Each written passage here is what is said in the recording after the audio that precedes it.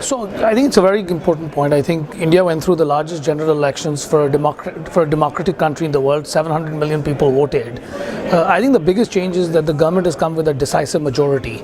So now the Indian government that's running the country has a full majority in the lower house, so they can pass legislation, they can control a lot of the things, they can take a lot of the uncertainty out. See, one of the biggest challenges in India was there was a lot of uncertainty created with either laws, processes, things, and investors were very worried about that. I think his first thing is to make sure that that confidence comes back and people are really investing in the country and rules are not changing continuously. I think the second thing is obviously improving growth, because India slowed down from 8% to 4.5%, which is a huge downward revision. So we'll have to see how he can perk up growth. Obviously the counter to that is inflation, because India has had inflationary pressures for the last, I would say, 2 years because of food prices and going up, oil going up. So the other challenge will be to build infrastructure and to make sure they can take out all the supply chain issues out of it. So the sentiment is optimistic, but I think with a little bit of caution, because as I say to everybody, India takes 2 steps forward, 1 step back. So you should look at the glass half full in that regard.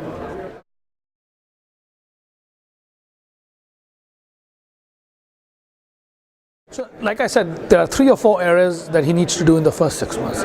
First is to make sure there's no corruption, or minimal corruption, so people are really working hard, and the government is really working on areas where they're really delivering growth and they're really delivering money to the right people. The second is, as I said, investor confidence. Third is growth in the medium term. So GDP might still not perk up, but he has to take certain tough decisions in terms of cutting subsidies or making sure that he can boost industrial production, or at least show certain things.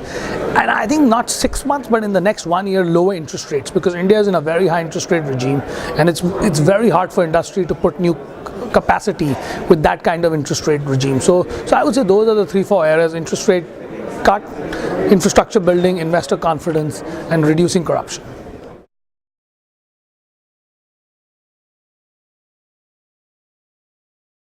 So I think the biggest implication for the private equity community is, I think, because the exit markets have been shut for the last 2 years, if he can restore confidence in the markets, he can restore confidence with the public, he will have a lot of that exit market open, and people will be able to sell off their company, especially through IPOs, because IPOs are completely dried out.